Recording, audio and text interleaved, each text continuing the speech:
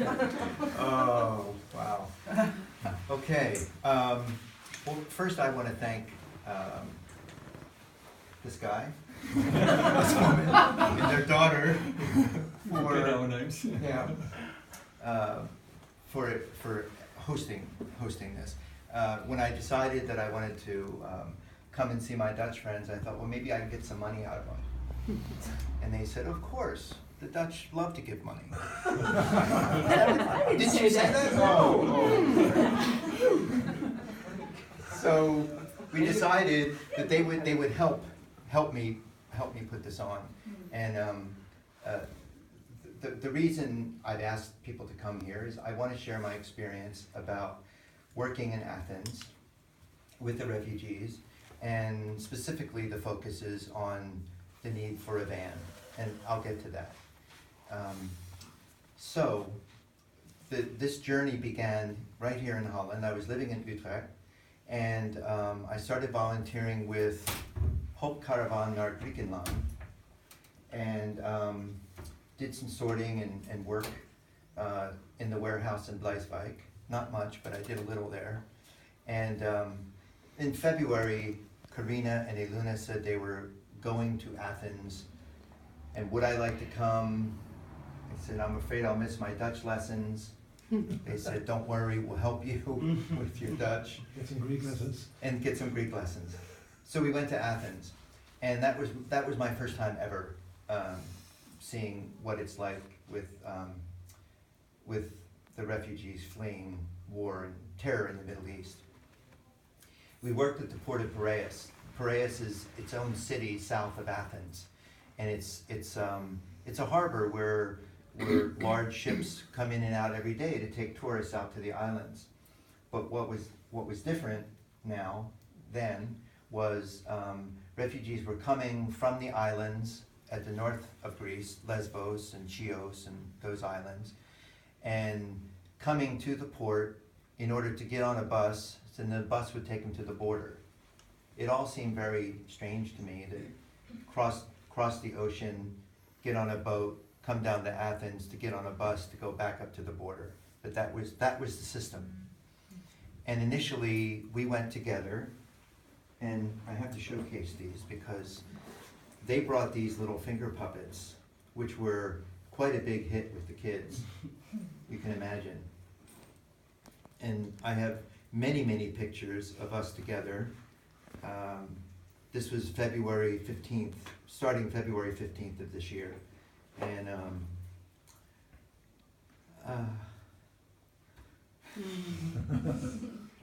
try not to cry. I was very touched. I was touched by their kindness, and I was touched by the people who we met, who were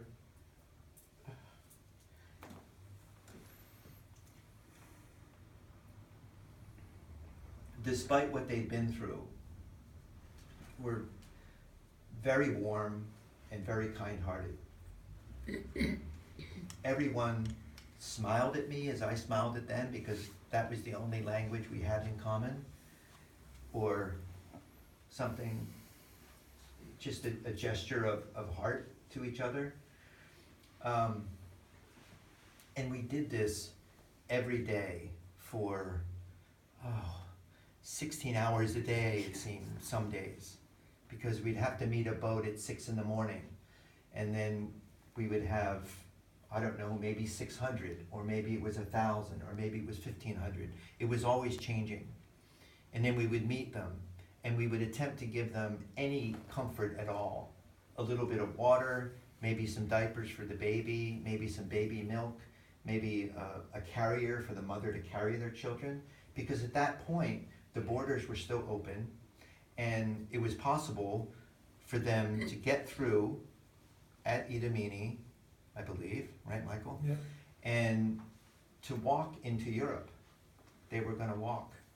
And so everybody had a lot of different ideas and a lot of initiatives, ways to try to help them on their journey. I remember the baby carriers in particular, because that was so necessary to have either something on the front here for the child or something on the back, because the mother was going to be carrying either other bags or holding her other children's hands, because many of the families had quite a few kids, young children. So that's how we started. I said I was only going for a week, and I ended up staying for a month.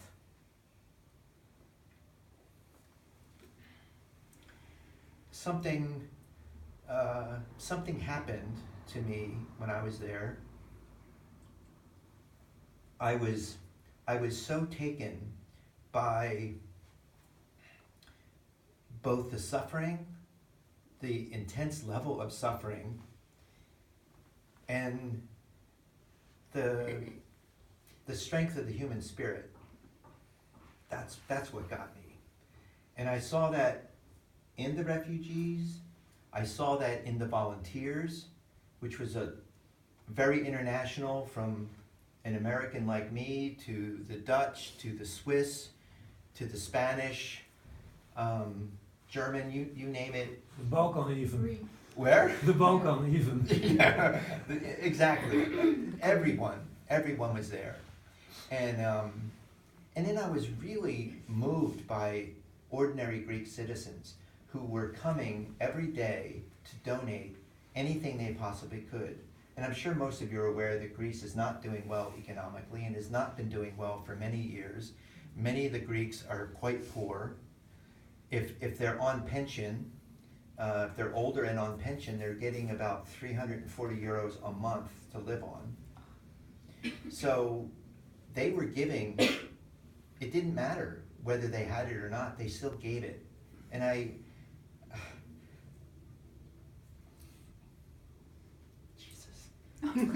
ruining my film.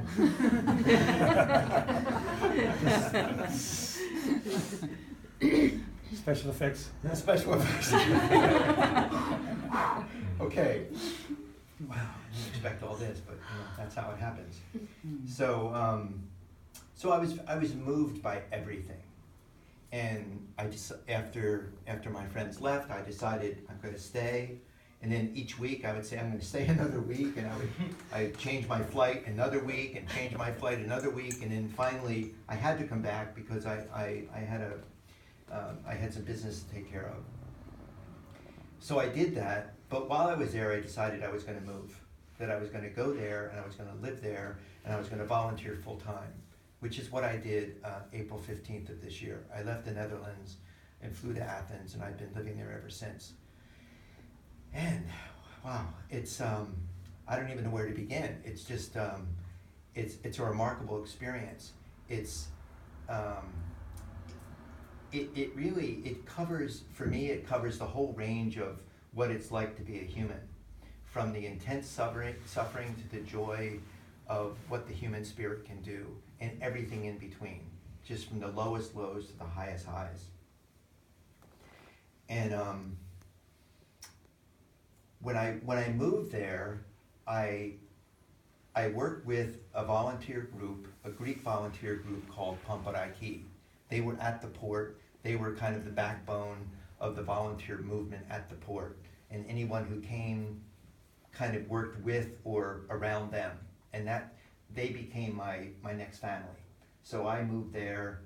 They said, "We have a job for you." I said, "Great." So they took me to this camp called Scaramanga. It's in western Athens. By car, it's about 15 minutes outside the center of Athens. It's in a industrial area with not much other than just large buildings and warehouses. And so I was given the job of organizing the warehouse. So I began finding volunteers who could help me, and we took on that task. And we spent a number of weeks getting it ready. We made some attempts to distribute Michael's done quite a bit of this, so he knows, as have these two. To be able to distribute aid is not as easy as it seems. People come up, you give them something, they go. It's never like that. It's just not ever like that. The numbers are odd, you could say. Yeah, yeah. That's what you think it could be. Well, you need some shirt. Here's a shirt. Here's some pants. Here's underwear. Here's whatever. It never goes like that. It's very difficult. It's very, very difficult. It tends to be pretty chaotic, and it can get quite. People can get quite upset. You know, I'd like a black shirt.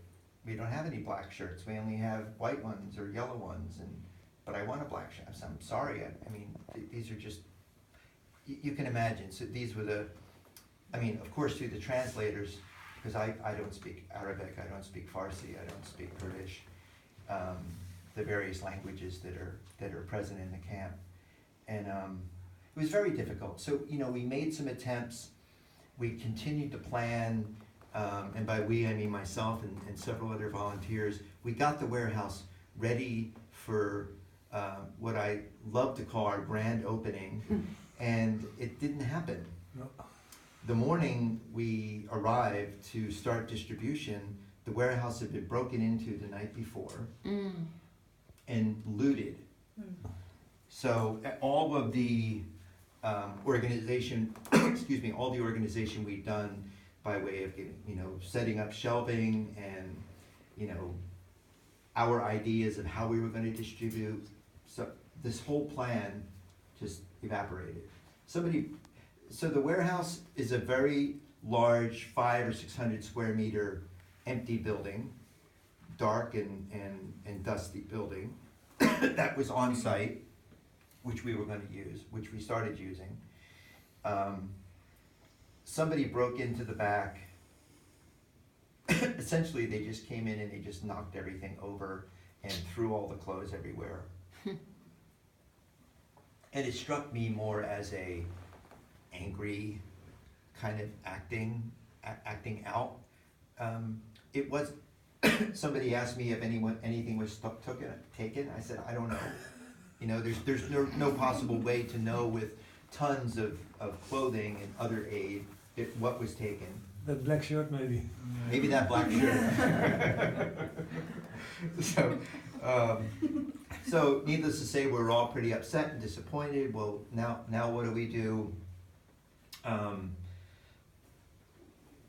We essentially we opened the doors and let everyone just come in and take whatever they took. But what happened was, it wasn't most of the people in the camp. It was a small group of people who decided to take advantage of the situation by grabbing as much as they could and selling it. So within the next day or two, we had little black markets popping up all around. And so they were selling it. They stole it, and then they sold it. And we're walking around going, oh, wait a minute, I know what that is. That was in the warehouse. So you see that's what happened. Which gets to the bigger picture of security, lack of security, which I'll get to that. So we approached one of the big NGOs. They're called the Danish Refugee Council. They're quite large, international, and they do refugee-oriented work all over the world. And they have funding from the European Union, as all the large NGOs do, and asked them if they could repair it, and they agreed. And so they made it stronger, and we thought we'd made it. And this took weeks to get it done, the paperwork, and then to get the labor accomplished. And we had one shipment that had arrived from Spain, and the day after it was completed, they broke in again. Despite, and it was much stronger the second time. So at that point we thought, well, the message is clear here. We can't use this warehouse. We can't do anything on this site. And in addition, all the large NGOs, including the Red Cross, the Danish Refugee Council, International Rescue Committee, blah, blah, blah. There's a whole bunch of different big NGOs. Everyone was getting broken into. because there's no security. The police won't do anything. They refuse to do anything. We've had many discussions with the Greek police. And we just keep talking and nothing's really happening. So this camp has 3,200 people living in it with no law. And the break-ins are the minor crimes. There's assaults, there have been stabbings there have been sexual assaults, there's been rape, there's been, well, everything other than murder that I know of. We've had just about every other crime you could imagine. So, we concluded that we had to get a warehouse outside. And this is what I've been doing for months, is trying to find a warehouse. I work very closely with Drop in the Ocean, which is a very small Norwegian NGO. And we together we found a warehouse. I think I have funding. I think because I'm still waiting for the final, I had to piece together funding from different organizations. And the last piece is a van. So the warehouse is about 10 minutes away from the camp, and we need to be able to transport the aid back and forth. It's just that simple. At this point, there is a warehouse in the south of Athens, further south of even where Piraeus is, which is about 15 kilometers from the camp. And we can access that warehouse, but there's no transportation. There's a little van that my group owns, but nobody has gas money to pay for the gas. It is like that. I mean, there's the work, the really good work that's being done is done by small grassroots initiatives. It's individual people. It's people like us who, I'm looking at some of my other fellow volunteers who I worked with while we were there in Greece. We create things, we do things. The large NGOs, it takes them as long as it takes the government. And you know what that's saying. Right? So I don't want to just lecture for a long time. I wanted to give you kind of an overview, cry a little bit, and then see. I think I accomplished both, because I assume that you're going to have questions about what this is like. There's so much more. I mean, I could talk for hours. My dear friends had me over the other night for dinner, and I think it was 4 hours of me talking. I don't know why they put up with me, but they do. So I think that's all. I kind of brought us back to the reason that I need your help, and I need help. I'm doing a fundraiser, not just here, but I'm just doing it myself through Facebook, saying I need money for a van. So that's where we are now. Not just a fan, I understand, also the gas. The gas. Well, yeah, we would need gas. I thought I'd start with just the van, and then we get a van, then we could, the next part would be gas. Yeah. So, questions?